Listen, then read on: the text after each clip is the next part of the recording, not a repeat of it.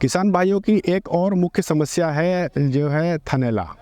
थनैला अपने आप में एक बहुत बड़ी समस्या है जिससे प्रतिवर्ष जो भारत देश है उसमें काफ़ी आर्थिक नुकसान किसानों को झेलना पड़ रहा है। इसमें नुकसान 2 या 3 प्रकार से होते हैं। पहला नुकसान कि दूध उत्पादन में कमी है। जब भी पशु को थनैला हो जाता है तो वो दूध उत्पादन उसका कम हो जाता है और पशु को आर्थिक नुकसान उठाना पड़ रहा है।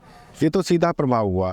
दूसरा, जो उस थनैला होने के कारण जो पशुपालक को इलाज में उसका जो खर्च उठाना पड़ रहा है, तो उस खर्च को भी अगर हम जोड़ दिया जाए तो थनैला दोहरी मार पशु को मारता है। और तीसरी संभावना ये होती है कि अगर थनैला ज़्यादा लंबे समय तक खिंच जाए तो पशु के थन मरने की संभावना भी होती है और वो थन या तो परमानेंट मर जाएगा या उस ब्यात के लिए मर जाएगा और अगली ब्यात में वो ठीक होके आएगा। तो यानी कि 1/4 अगर एक थन भी मर रहा है, हम ये मान के चले कि 1/4 जो है दूध का उत्पादन पशु का कम हो गया। तो जाहिर सी बात है, अगर दूध उत्पादन कम हो रहा है तो पशु को नुकसान हो रहा है।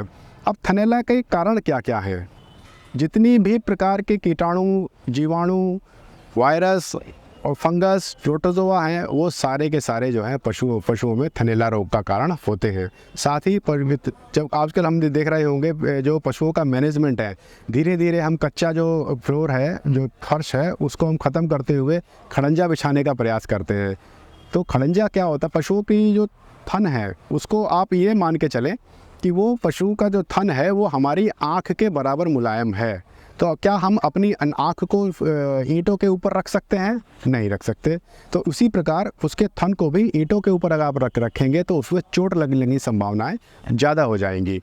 दूसरा, एक और बहुत छोटी सी सावधानी है जो मैं आपको बताना चाहूँगा कि जब हम पशु को धोते हैं तो धोने के समय पे जो उनके छिद्र हैं जहाँ से दूध निकल रहा है थनों में, वो खुल जाते फिर। तो खुलने के बाद क्या होता है, हम तो दूध दूह के चले जाते हैं, लेकिन पशु के जो स्रोत हैं वो लगभग 20 से 25 मिनट तक खुले रहते हैं। उस समय इन्फेक्शन की सबसे ज़्यादा संभावनाएं पशुओं को होती हैं। उसका छोटा सा तरीका ये है कि पशु को जब हम धोते हैं तो धोने के बाद उसको हमें लगभग आधा घंटा खड़ा रखना है।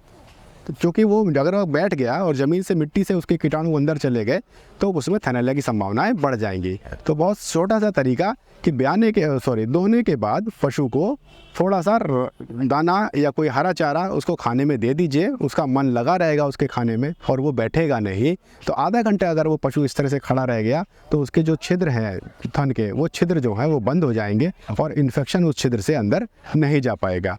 दूसरा, पशुओं को हम जब धोते हैं तो धोने से पहले और धोने के बाद दोनों ही समय में पशुओं को हम उसके थनों को साफ़ पानी से धुलना चाहिए।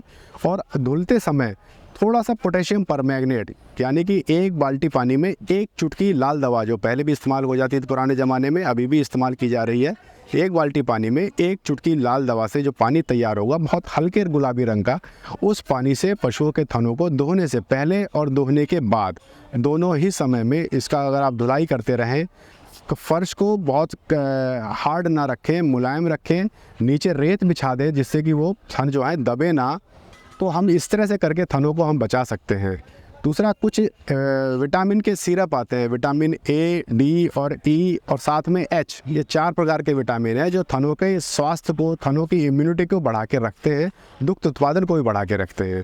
तो अगर हम ये सिरप उसको पशु को समय समय पे पिलाएं, 10 ml सिरप रोज़ पिलाएं और 15 से 20 दिन तक पिलाएं, फिर कुछ अंतराल के बाद रोक कर फिर और 15 से 20 दिन का एक कोर्स पूरा करा दें, तो थनों में जो प्रतिरोधक क्षमता है, इम्यूनिटी है थनों की, वो बनी रहती है। वो किसी भी प्रकार का इन्फेक्शन जो है वो अगर छोटी मात्रा में आता है तो वो उस इन्फेक्शन अपने आप ही थनों से दूर हो जाता है बिना किसी आगे दवा का प्रयोग किए हुए। और यदि किसी प्रकार थन बीमार भी हो जाते हैं तो उसे एक इमरजेंसी मानते हुए जल्दी से जल्दी उसका सही चिकित्सक से उपचार करवाएं। अन्यथा की स्थिति में हम केस को जितना लंबा खींचेंगे, थन के मरने की संभावना उतनी ज़्यादा होती चली जाएगी और हमें परमानेंट नुकसान भी इसमें हो सकता है। तो कुछ बातों का ध्यान रखा जाना चाहिए। और फिर मैं साथ में कहूँगा, संतुलित आहार और मिनरल मिक्सचर बहुत आवश्यक है ये पशु की प्रतिरोधक क्षमता को बनाए रखने के लिए। तो जब तक पशु स्वस्थ रहेगा उसमें किसी भी प्रकार का इन्फेक्शन नहीं होगा और किसान जो है ज़्यादा से ज़्यादा मात्रा में जो है दूध उत्पादन कर लाभ ले सकेंगे।